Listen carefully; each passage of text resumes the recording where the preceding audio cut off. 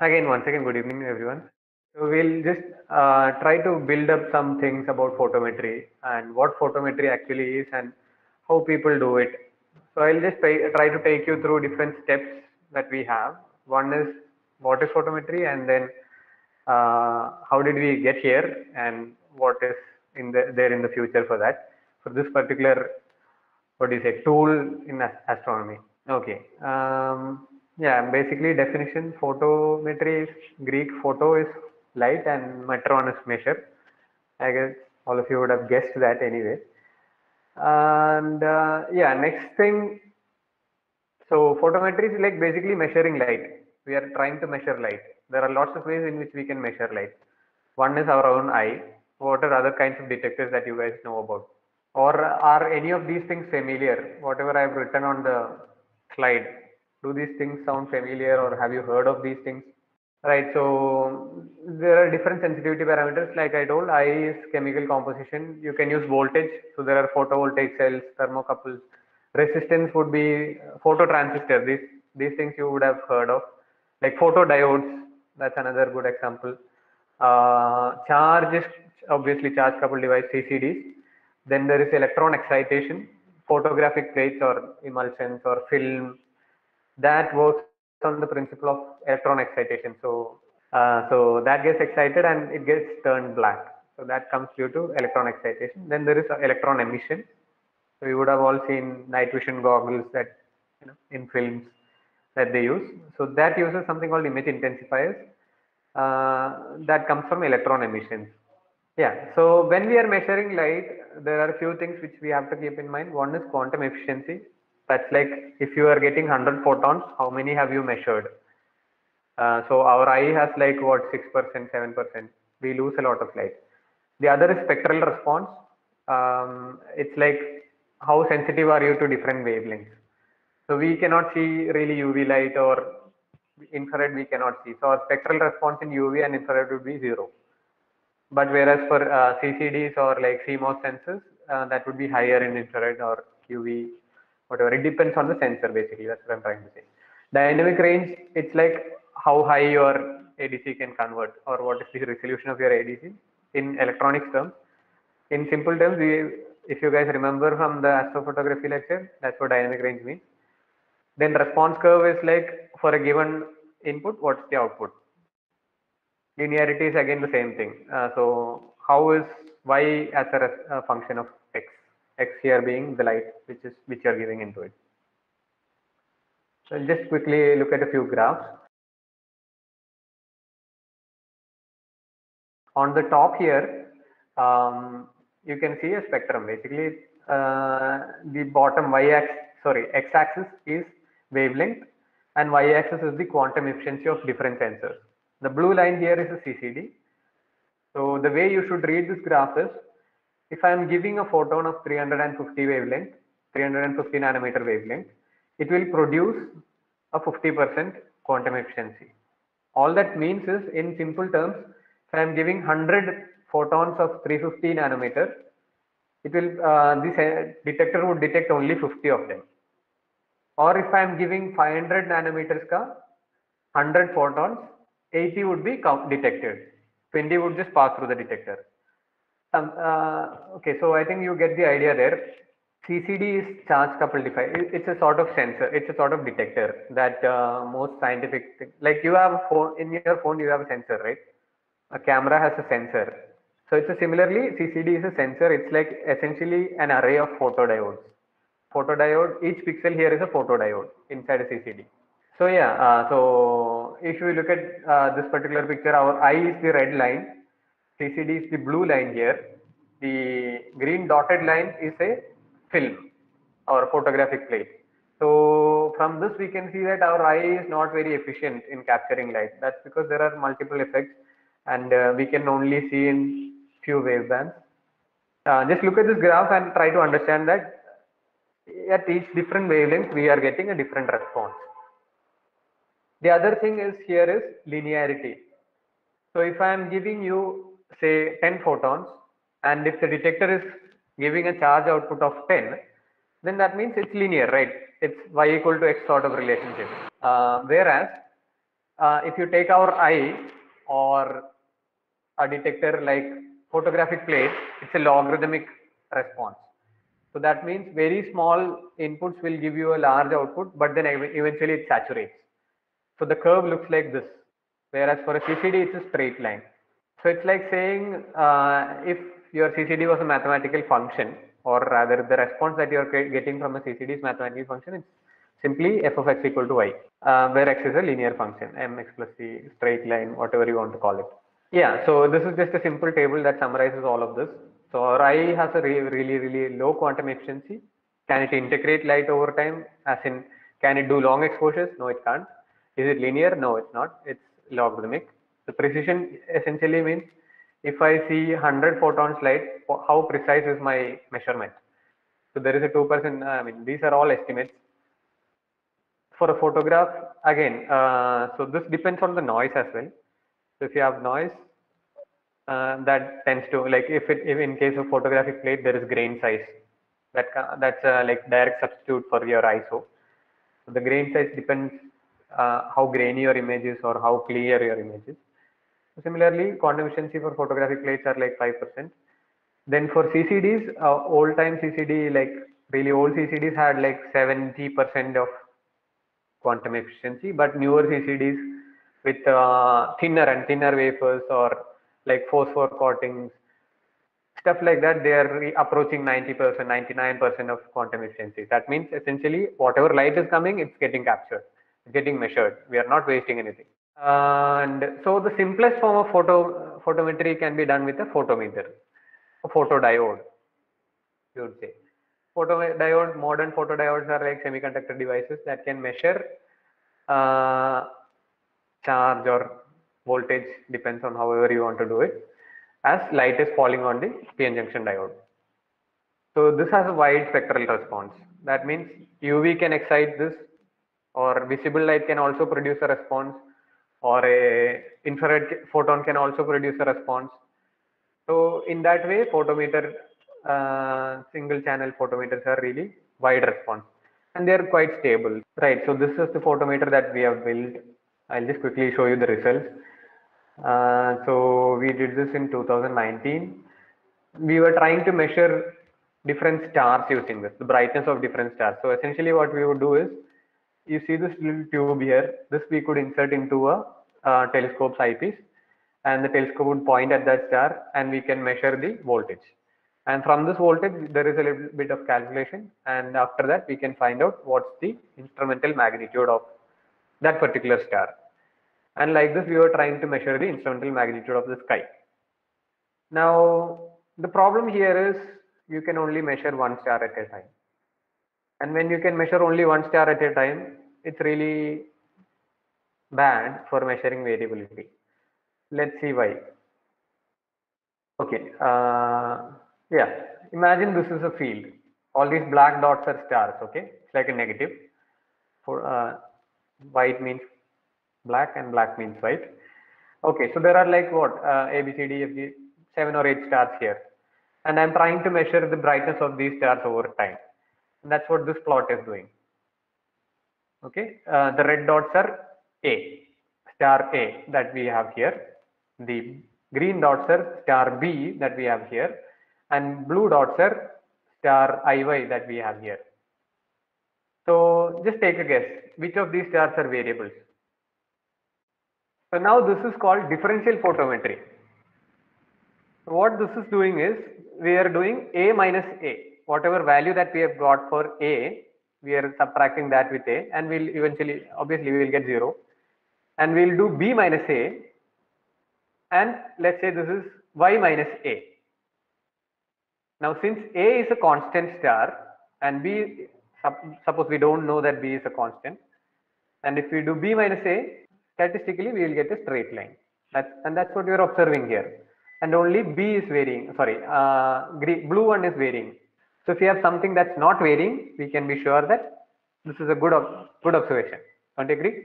So this technique is called differential photometry, and this is the fundamental basis of all of whatever photometry that we are doing. So this is what we do with a single channel photometer. We point at one star, we point at another which is known, we point at the star that we are trying to study again, and we go back and forth. Now we see a problem here. We have to move back and forth between 2 stars or 3 stars to do differential photometry. This is really hard. So to solve this problem, what people thought of was we will use 2 photometers, cheap, because one photometer is relatively cheap, so we can use two and try and solve this problem.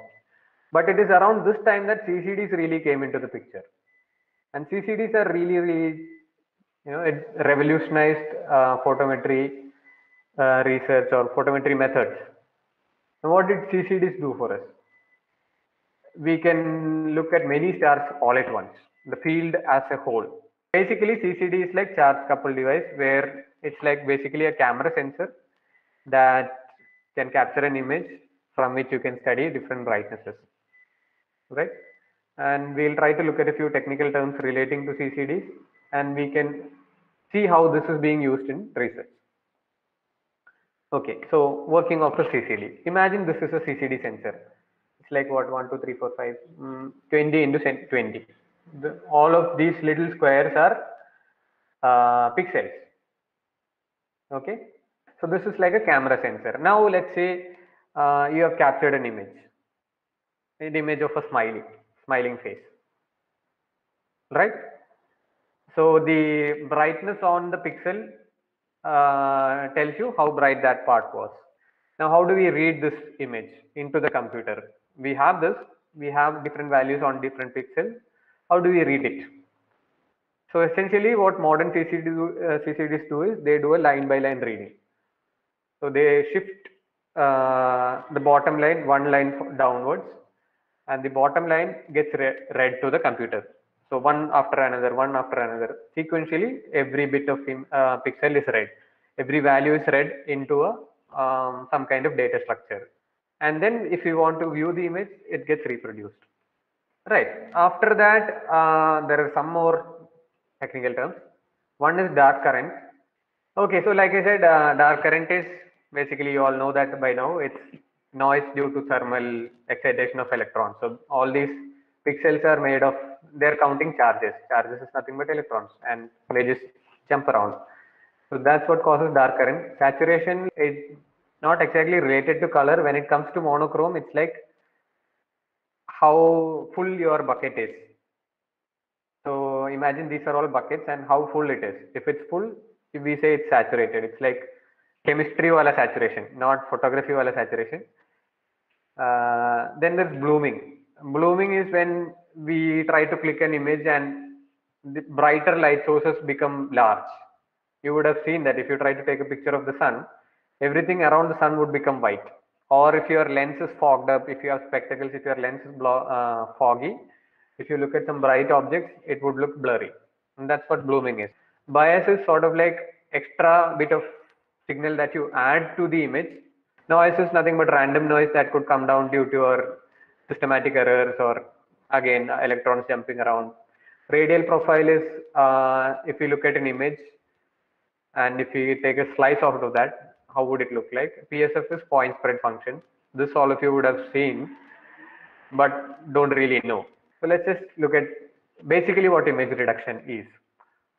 So like you all said, there is a dark current and there is bias, there is flat normalization and removing of artifacts. And these formulas are not important, but yeah, it's good if you know them. Reduced image is basically raw image minus master bias, whole thing divided by master flat. Let's see, so graphically, let's see what's happening. So these are two images. Okay, the right one is an image of something, some star cluster, let's say. The left one is an image we took by just closing the sensor. Now, is there a good way to remove noise from the right image? We just subtract. We took these two images, subtracted, and we got a much more cleaner image. Now there is a problem here. This bit of, the top right corner, the bottom right corner, the corners are a bit darker than the central regions. The problem could be due to flat. Now what is flat? If you take image of a perfectly flat white wall with this particular sensor, you will get an image that looks like this, which looks like this. So if you take image of a flat white wall, you will get something that looks like this. And this could be our problem. Now this image has all these, you could see that round dark thing. So we can see that the bottom right corner is a bit darker compared to the center. Center is much more brighter. So to remove this effect, what we do is we will divide this image with this image and we will get a much more clearer image in this. I'll just quickly blink between these two. You can see the difference. Okay, when you subtract, what would happen? If you subtract dark region from a dark region, you will get a darker region. You want to brighten it. Okay, so we normalize this thing first. We bring it between 0 and 1 and then we divide. So we get a much more cleaner image compared to what we had started with. So we started with this thing. We reduced the bias. Bias is something we add to the image actually, and I'll tell you why in a bit. And then we do the flat normalization and we are left with a much more cleaner image. So this is called image reduction in CCD photometry. We have reduced the image to something which we can use, and we have reduced a lot of instrumental effects that we have. So by subtracting the dark current, the bias and the flats, we have reduced the effects of instrument. Now all that's remaining is effects due to the sky or atmosphere or whatever. And we have already seen how we can get rid of this or get around it. Now there are few techniques to measure the light. Now say for example in this image we have lots of stars, right? And we want to find out how bright each object is and we want to assign a numerical value to it. So the central one, as we all know, it's a bright thing compared to this one. But how do we actually measure it? So this is what aperture photometry is doing. So we just try to draw a circle around whatever our source is, and we try to find out whatever the number of counts that are in that circle. Now we can run into some problems. How do we decide on what the radius of the circle is? Should we make it as large as this red circle or the inner circle or the blue circle? How do we know? So what we could do is we could try different numbers, right? We could try 6 pixel radius, 7 pixel radius, 8 pixel radius, 14, 15, 16, 17. Now when we come around 17 or 14, we see that the signal is really dropping. For this particular case, we see that as we are increasing the radius, the signal is dropping. Okay, and so we want to stop around here, somewhere around 14 or 15. So we will get a good circle, and whatever is inside the circle, we will measure. So now the problem is, how do we estimate the error? Because we can't just say, okay, this is 6th magnitude without any error bars, because inherently we know there is the effect of atmosphere, there is the effect of sensor, there is the effect of noise. There could be any other reason, n number of reasons. How do we estimate the error in our measurement? So we'll try to, so here there is something called Poisson statistics. Basically, if you are getting 100 counts, there is a plus or minus of 10. So it's like either 100 counts plus or minus 10. It's the square root of our number of counts. And of course, there are contributions from the sky, the background. Now here, if you look at this star, there is light coming from the background itself. The sky is also producing some amount of light. We have to remove that. So that can be done using background subtraction. But then still there is error there. And errors are really something, if you're not careful about them, your results will get skewed. So there are some robust methods. So when we look at the code, we will try and see how we can estimate the errors and what are the different sources of errors that we have and how do we account for all of them. The problem with aperture photometry is, one, it does not really work in crowded fields. So if you have 2 or 3 stars which are really, really close by and you want to measure them separately, it becomes hard because circles overlap. Then it does not really work with sky conditions which are bad. It will not work for extended objects. So if you want to do aperture photometry for nebulae or galaxies, stuff like that, it doesn't really work. What can we do? Okay. Now look at this image. It looks really blurry, right? Now what if I try to blur it even further? Now here they are all blurred. All of your pictures or whatever your names are blurred. Now if I want to get this particular thing separated from this, I'll have to draw a line of some sort in the middle, right? Right. That's a better idea than trying to look at different filters. I want to estimate where one thing stops and the other thing ends. So that's what PSF photometry allows us to do. PSF is nothing but point spread function.